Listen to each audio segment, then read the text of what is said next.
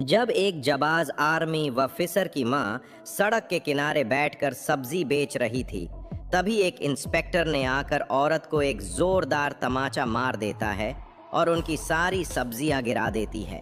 सारी सब्जी सड़क पर बिखर जाती है। तभी एक आदमी इन सब चीजों का वीडियो बनाकर सोशल मीडिया पर अपलोड कर देता है और देखते ही देखते पूरे शहर में वीडियो वायरल हो जाता है और पहुंच जाती है आर्मी ऑफिसर के मोबाइल में। और अपनी मां के साथ हुई बदतमीजी और बदसलूकी को देखकर उसकी खून खोल उठती है। और फिर आर्मी ऑफिसर उस इंस्पेक्टर के साथ जो करती है उसे देखकर सिर्फ थाना ही नहीं, पूरा शहर हिल जाता है। सुबह का वक्त था। ठंडी ठंडी हवा शहर की गलियों से होकर गुजर रही थी। आसमान हल्के बादलों से ढका हुआ था। बुजुर्ग हलीमा बीवी रोज की तरह अपने सिर पर सब्जियों से भरी टोकरी रखे घर से निकली थीं। चेहरे पर थकावट जरूर थी, मगर आंखों में उम्मीद की रोशनी बाकी थी। उम्मीद कि आज की कमाई से घर के खर्च पूरे हो जाएंगे। उधर उनकी बेटी आयशा सरहद के पार देश की रक्षा में लगी थी। वर्दी पहने वह आर्मी ऑफिसर जवानों को ट्रेनिंग देने में व्यस्त थी और शायद यही सोच रही थी कि उसकी मां अब आराम से जी रही होगी। मगर किसे पता था कि उस सुबह शहर की सड़क पर कुछ ऐसा घटने वाला है जो सिर्फ एक मां की इज्जत को नहीं, बल्कि एक बेटी की आत्मा को भी झकझोर देगा। हलीमा बीवी जैसे ही शहर के बाजार के पास पहुंची, उन्होंने सड़क के किनारे एक साफ जगह देखी और अपनी सब्जियों की टोकरी उतारकर बेचना शुरू कर दिया। चेहरे पर मासूम मुस्कान थी और दिल में दुआ कि आज की सब्जियां जल्दी बिक जाएं। तभी अचानक तेज आवाज में एक झिड़की सुनाई दी। ये क्या माजरा है? बीच सड़क पर सब्जी लगाई है, दिमाग खराब है क्या? ये आवाज थी इंस्पेक्टर आनंद वर्मा की। गुस्से से लाल चेहरा, आंखों में तानाशाही और हाथ में डंडा। बिना कुछ कहे समझे इंस्पेक्टर ने गुस्से में आकर हलीमा बीवी के गाल पर एक जोरदार तमाचा जड़ दिया। तमाचा इतना भारी था कि हलीमा लड़खड़ा गईं और उनकी सब्जियों की टोकरी सड़क पर गिर गई। टमाटर, आलू, हरी मिर्च, सब कुछ सड़क पर बिखर गया। कुछ सब्जियों पर गाड़ियां चल गईं। सब्जी मटियामेट हो चुकी थी। हलीमा बीवी स्तब्ध थीं। उनका चेहरा पीला पड़ चुका था, आंखों से आंसू बह रहे थे और दिल में ऐसा दर्द था जो शब्दों में बयान नहीं हो सकता। इंस्पेक्टर आनंद बार बार चिल्ला रहा था, सड़क तुम्हारे बाप की नहीं है, कानून का कोई डर है कि नहीं? पूरा बाजार ये तमाशा देख रहा था, मगर कोई भी इंस्पेक्टर के खिलाफ बोलने की हिम्मत नहीं जुटा पाया। हलीमा की बेइज्जती हो रही थी और हर कोई बस तमाशबीन बना हुआ था। लेकिन उसी भीड़ में एक शख्स चुपचाप सब कुछ अपने मोबाइल में रिकॉर्ड कर रहा था। हलीमा बीवी कांपते हाथों से गिरी हुई सब्जियां बटोरने लगी। उनके चेहरे पर एक ही खौफ था, ये बात मेरी बेटी आयशा को पता न चले, नहीं तो तूफान आ जाएगा। वो टूटी हुई आत्मा के साथ वापस अपने घर लौट जाती हैं, जैसे कुछ हुआ ही ना हो। उधर वो शख्स जिसने वीडियो रिकॉर्ड किया था, उसने वही वीडियो सोशल मीडिया पर अपलोड कर दिया। वीडियो के कैप्शन में लिखा था, एक ईमानदार सब्जी बेचने वाली मां को इंस्पेक्टर ने बिना वजह पीटा। क्या यही है हमारे देश का न्याय? वीडियो देखते ही देखते वायरल हो गया। लाखों में व्यूज, हजारों में शेयर और करोड़ों दिलों में गुस्सा। पूरा शहर उस वीडियो को देख रहा था और तभी वो वीडियो पहुंच जाता है आर्मी ऑफिसर आयशा के मोबाइल पर। आयशा जैसे ही वीडियो देखती है, उसका चेहरा सख्त हो जाता है। आंखों से आंसू बहने लगते हैं, मगर ये आंसू दर्द के नहीं, गुस्से के थे।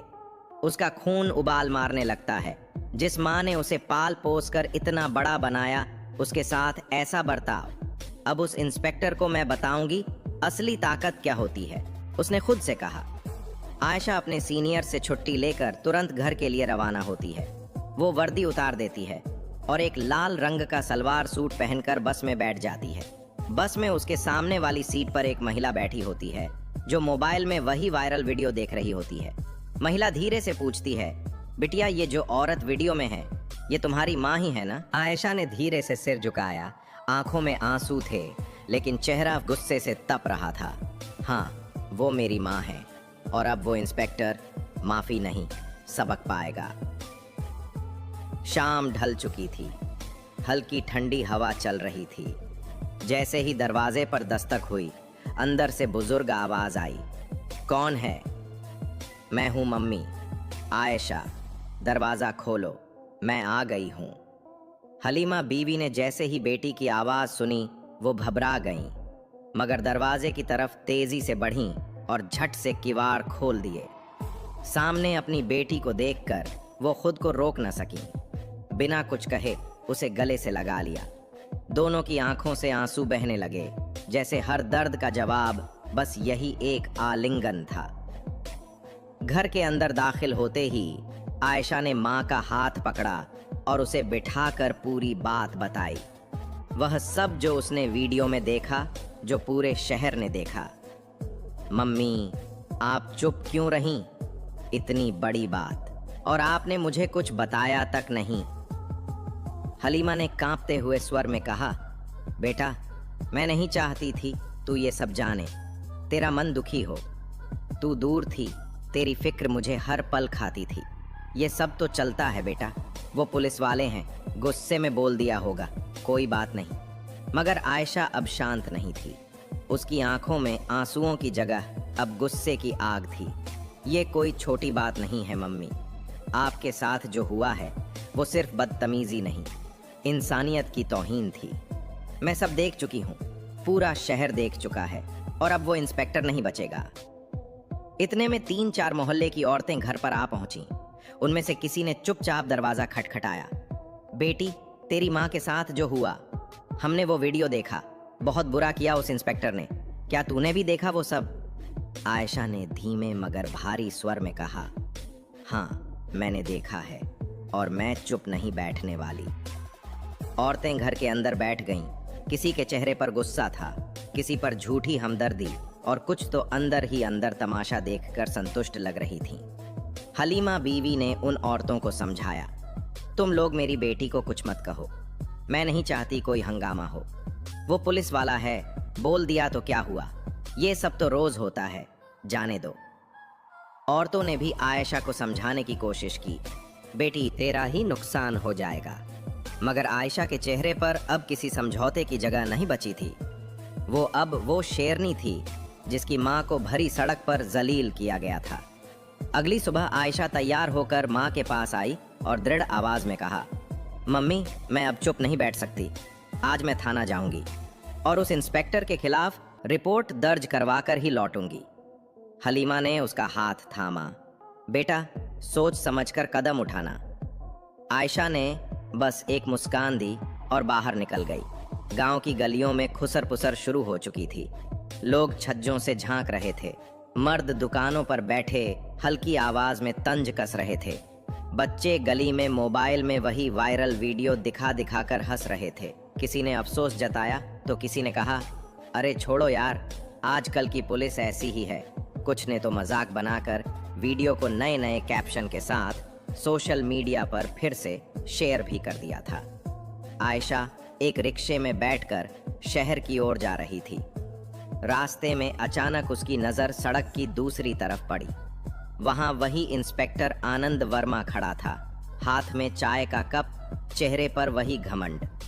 उसे देखकर आयशा की आंखें भर आईं, मगर अब आंसू खून की तरह झलक रहे थे। दिल कर रहा था कि वहीं उतरकर सब कुछ खत्म कर दे, मगर वो एक आर्मी ऑफिसर थी, कानून की इज्जत करने वाली। थोड़ी देर बाद आयशा थाना पहुंची। बाहर एक चौकीदार खड़ा था। कौन हो मैडम, क्या काम है? आयशा ने जवाब दिया, मुझे रिपोर्ट लिखवानी है। मेरी माँ के साथ सड़क पर जो हुआ उसकी शिकायत करनी है। चौकीदार उसे पहचान गया। थोड़ा संकोच के साथ बोला, आप वही हो ना जिसकी माँ के साथ वो हादसा हुआ? हम सब ने देखा है वो वीडियो। आयशा ने बस आंखें झुका लीं और बिना कुछ कहे थाना के अंदर दाखिल हो गई। अंदर एक और सिपाही ने पूछा, आपको किससे मिलना है मैडम? मैं इंस्पेक्टर आनंद वर्मा के खिलाफ शिकायत दर्ज करवाना चाहती हूँ। मेरी माँ के साथ उन्होंने सड़क पर बदतमीजी की, थप्पड़ मारा और सब्जियां फेंक दी। ये सब अब और नहीं सहूंगी। सिपाही थोड़ा हिचकिचाया और बोला, मैडम, इंस्पेक्टर आनंद वर्मा तो कल से छुट्टी पर हैं, थाने में नहीं हैं। आयशा ने कड़वी मुस्कान के साथ कहा, हाँ मुझे पता है, मैंने उन्हें आज ही बाजार में देखा है। छुट्टी लेकर चैन से घूम रहे हैं, जैसे कुछ हुआ ही नहीं। सिलाबित इतने में चौकीदार भी पास आ गया और बोला, मैडम, आप उसी औरत की बेटी हो ना जिसे सड़क पर अपमानित किया गया था? आयशा ने एक गहरी सांस ली और कहा, हाँ, और अब मैं उस वर्दी में छुपे हुए गुनहगार को बेनकाब करके रहूंगी। वर्दी पहनना अगर ताकत की निशानी है तो इंसाफ की ताकत मैं दिखाऊंगी। थाने के भीतर सन्नाटा पसरा था। आयशा के सवालों की गर्मी हर सिपाही के चेहरे से झलक रही थी। एक माँ के साथ एक बेवा औरत के साथ जो हुआ, उस पर आप सबने कुछ नहीं किया? आयशा की आवाज में कांपता हुआ गुस्सा था। एक हवलदार ने नजरें झुका लीं और धीमे से बोला, नहीं मैडम, मैं उस वक्त मौजूद नहीं था। दूसरे सिपाही ने साहस करके कहा, मैडम, हम क्या कर सकते थे? इंस्पेक्टर को रोकने की हमारी हिम्मत नहीं थी। उसी पल थाने के दूसरे दरवाजे से एसएचओ आमिर भीतर दाखिल हुए। उनकी चाल में सख्ती और चेहरे पर गंभीरता थी। उन्हें खबर मिल चुकी थी कि थाने में कोई आला अधिकारी आया है।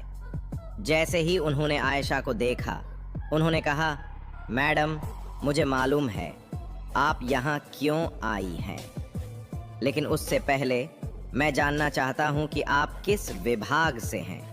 कोई सरकारी पहचान पत्र? आयशा ने अपने बैग से आईडी कार्ड निकाला और टेबल पर रख दिया।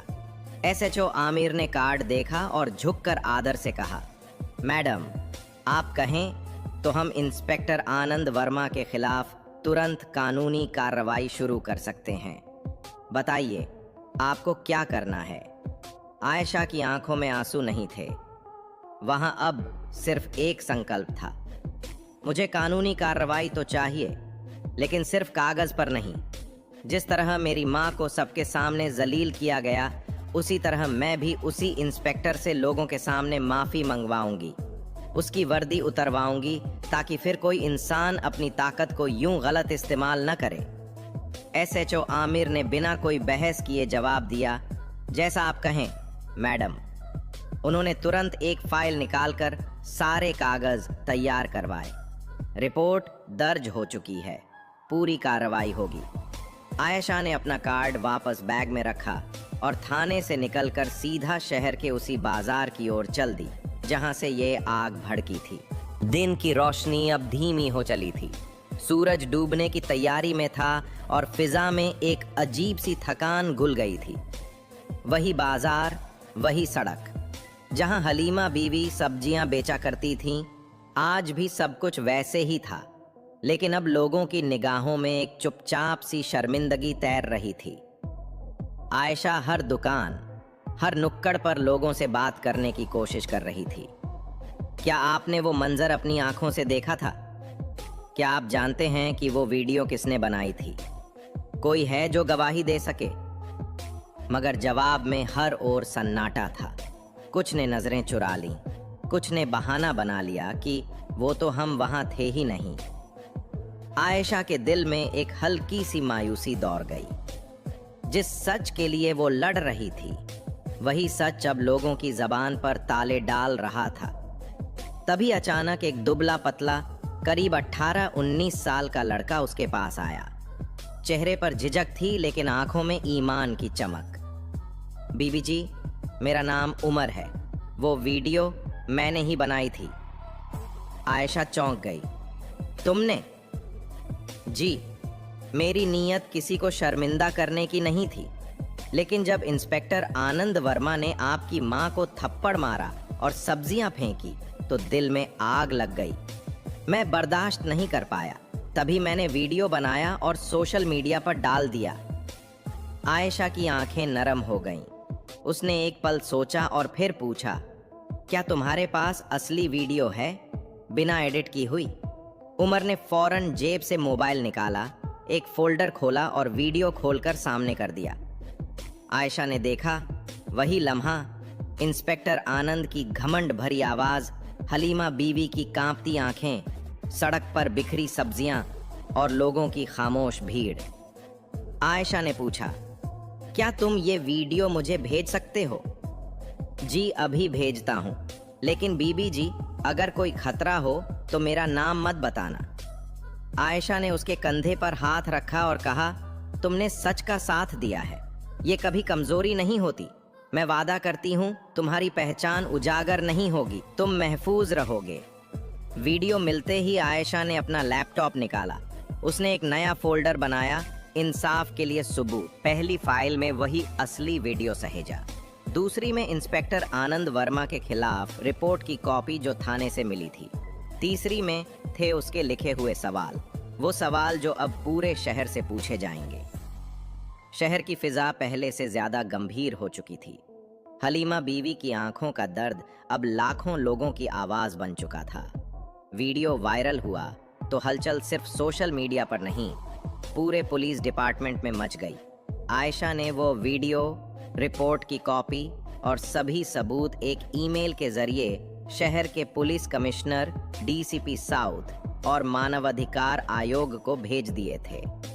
वीडियो में जो दिखाई दिया वो न केवल असंवेदनशीलता थी, बल्कि सीधे तौर पर अधिकार का दुरुपयोग और महिला पर हमला था। 3 दिन बाद शहर के सबसे बड़े पुलिस मुख्यालय में एक इमरजेंसी मीटिंग बुलाई गई। पुलिस कमिश्नर, डीसीपी और महिला आयोग की अध्यक्ष उस बैठक में मौजूद थे। कमिश्नर ने रिपोर्ट की फाइल उठाकर कहा, इंस्पेक्टर आनंद वर्मा ने अपने पद का घोर दुरुपयोग किया है। ये केवल विभागीय अनुशासन का मामला नहीं, बल्कि मानवाधिकार का उल्लंघन है। ये केस सीधे कोर्ट तक जाएगा। डीसीपी ने भी अपनी सहमति दी।